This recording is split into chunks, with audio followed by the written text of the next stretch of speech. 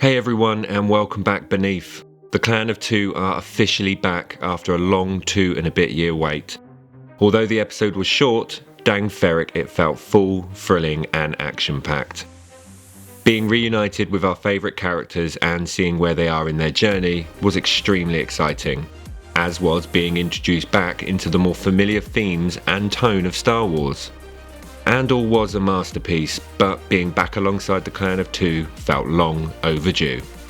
This won't be a scene-for-scene breakdown. Instead, in this video I'll be breaking down the big moments, sharing theories on these and looking at what the future of Season 3 may hold.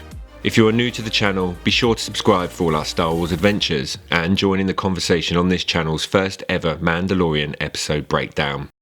Jumping straight in and starting off with the action-packed opening scene, we first witness a foundling being initiated as a Mandalorian. This would have been the same initiation Din Djarin would have experienced before swearing to the Creed. The ceremony, however, is abruptly interrupted by a huge lake monster. Very reminiscent of the first episode of Season 2, where our heroes overcame the Krayt Dragon.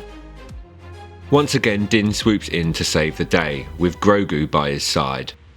Filoni and Jon Favreau know exactly how to put us straight back on the edge of our seats and set the story off in the most thrilling possible way. Din and the armourer then discuss what we kinda already know as a useful recap for the season ahead as Din sets off on his mission. Moving on, for me, the most exciting part of the entire episode was seeing Grogu and Mando in hyperspace, with the purgil riding along. The Mandoverse has been teased for some time, and this was the perfect nod towards the Mandoverse, including broader stories and characters, in particular the return of Ezra Bridger and Grand Admiral Thrawn. Major spoiler warning for those who haven't seen Star Wars Rebels. So, as we know, Ezra and Thrawn in the final moments of Rebels are taken by the purgil to parts unknown. In The Mandalorian, we see the purgil's presence, but what's important here is the fact that only Grogu notices them as Din Djarin takes a dad nap. Is this Ezra reaching out to a Jedi from parts unknown, or is he searching for Grogu in particular? On the flip side, could Thrawn have become just in tune with the purgil and is looking to make contact with someone? As we know, Thrawn is one of the greatest minds in the galaxy, using his smarts instead of his strength or lack thereof. So Thrawn learning how to become in tune with the purgil and using them to his advantage would be the ultimate Thrawn maneuver. I do believe, however, this is Ezra Bridger trying to make contact with a Jedi. I can also see Ezra sending the same purgil to Sabine Wren and Ahsoka, letting them know he's out there, still alive and looking to be saved. Grogu can certainly sense the presence of a Jedi. We saw this on Typhon, where Grogu first connected with Luke Skywalker and later sensed the same presence upon Luke's arrival in the final moments of Season 2. But would he know how to decode the message? I believe this will lead to Ahsoka and Grogu being reunited in Season 3.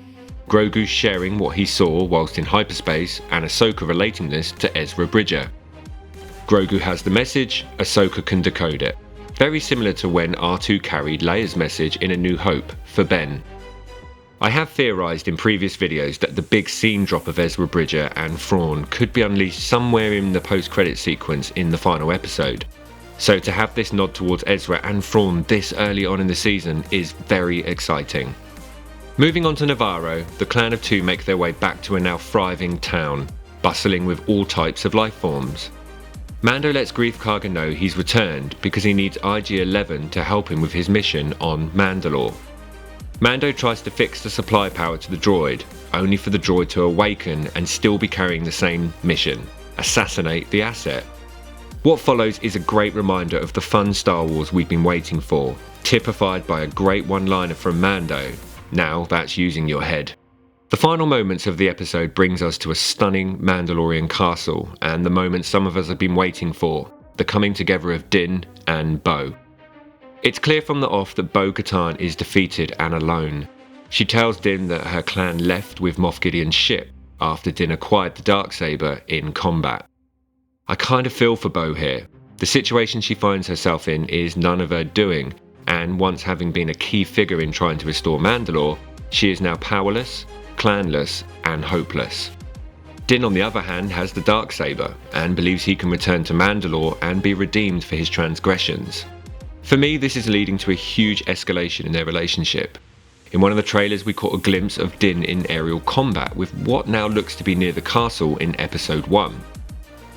As Mando and Bo separate, Bo whispers, "Goodbye, Din Djarin," which for me foreshadows the scene we saw in the trailer, which will likely kick off episode 2.